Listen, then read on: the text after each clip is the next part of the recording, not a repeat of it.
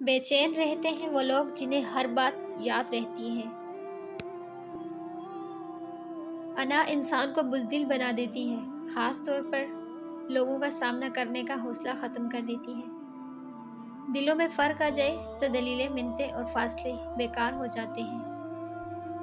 اگر ایک کر سکتا ہے تو تم بھی کر سکتے ہو، اور اگر کوئی نہیں کر سکتا تو تمہیں لازمی کرنا ہے۔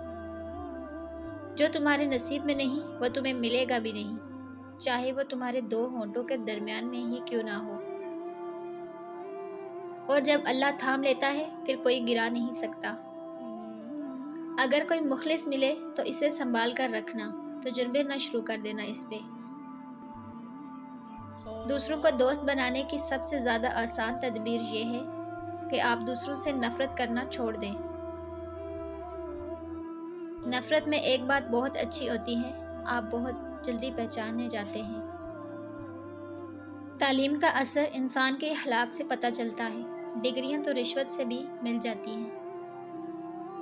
صاف صاف منہ پر بولنے والا کڑوا ضرور ہوتا ہے، پر دھوکے باز نہیں۔ حسد کی اس سے زیادہ آسان تعریف میں نے آج تک نہیں پڑھی۔ حسد رب کی تقسیم سے اختلاف رکھنے کو کہا جاتا ہے۔ اگر آپ سیکھ جائیں کہ کیا نظر انداز کرنا ہے تو زندگی خوبصورت بن جائے گی۔ جب لوگ تمہارے زندگی کے معیار تک نہ پہنچ پائیں گے پھر وہ تمہارے کردار پر انگلی اٹھائیں گے۔ جب یہ نشانی ظاہر ہو جائے تو سمجھ جاؤ کوئی آپ کو یاد کر کے آپ کے لیے دعا کر رہا ہے۔